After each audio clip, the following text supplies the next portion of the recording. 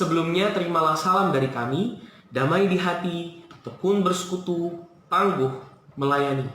Bapak, Ibu, dan saudara-saudara yang dikasihi Tuhan, pernah suatu waktu saya bersama dengan teman-teman SMA tertangkap tawuran. Pada hari itu kami dikumpulkan di ruang guru, dan pada saat itu juga orang tua kami semua dipanggil. Setelah kami dinasehati dan kami dibina, Mama datang menghampiri saya.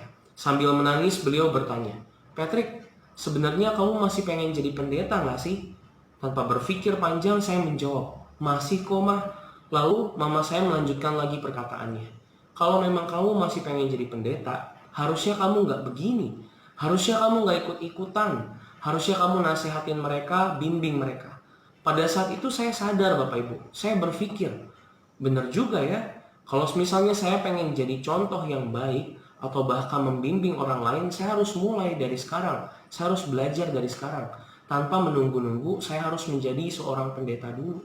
Walaupun sulit, entah bagaimana caranya, saya harus menjadi pribadi yang siap untuk membangun pribadi orang lain ke arah yang lebih baik. Atau paling tidak bisa dikatakan, di dalam lingkungan pertemanan, saya harus membawa dampak yang baik bagi teman-teman saya. Bacaan pada malam hari ini, Bapak Ibu, menamakan sikap tersebut sebagai nubuatan. Membangun, menasehati, menghibur merupakan bagian daripada nubuatan. Nubuatan bukan semata berbicara tentang masa depan, tetapi lebih khusus berbicara kabar tentang Allah. Di dalam kabar tentang Allah berarti ada nasihat, ada penghiburan, bahkan ada upaya untuk membangun orang lain, membangun kelompok, dan membangun persekutuan. Bapak, Ibu, dan saudara-saudara yang dikasihi Tuhan, Paulus mengatakan ini merupakan hal yang penting. Ketika jemaat Korintus justru malah memperdebatkan hal apa yang lebih penting, karunia roh atau karunia nubuatan, berbahasa roh atau berkata-kata dalam bahasa manusia. Bapak, Ibu, dan saudara-saudara, bagi Paulus, berbicara kepada manusia tentang hal-hal yang benar merupakan hal yang penting. Itu kesempatan di mana kita semua boleh ambil bagian dalam membangun orang lain.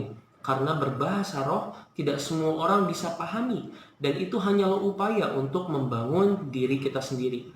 Bahkan Paulus mengakui di dalam 1 Korintus 14 ayatnya yang ke-6 bahwa jika secara pribadi dia datang kepada jemaat dengan berbahasa dan berbicara segala sesuatu yang jemaat tidak mengerti, maka itu semua hanyalah sia-sia. Sia-sia juga jika kita hanya memahami dan merenungkan firman Tuhan setiap hari, tetapi tidak ada kelanjutan, di mana kita menerapkannya dalam kehidupan untuk membangun orang lain.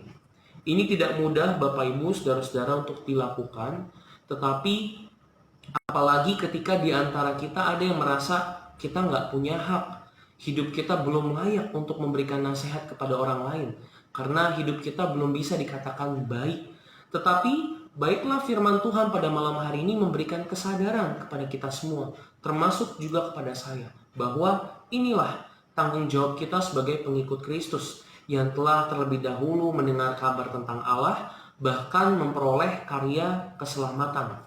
Harus ada muncul sikap peduli di dalam setiap pribadi kita untuk mau saling menasehati, saling membangun, dan saling menghibur. Baik itu di rumah, di sekolah, tempat kerja, dimanapun kita berada, kepada siapapun mereka. Pengalaman saya di awal mengingatkan saya bahwa kepedulian untuk membangun, memberikan nasihat serta penghiburan tidak harus menunggu saya harus jadi pendeta dulu. Artinya, sikap membangun bukan harus dilakukan oleh para pemimpin jemaat, melainkan kita semua, Bapak, Ibu, dan saudara-saudara, sebagai umat yang membangun. Sampai jumpa lagi Bapak, Ibu, saudara-saudara di i5 edisi yang berikutnya. Tetap semangat, tetap jaga kesehatan. Tuhan Yesus memberkati kita.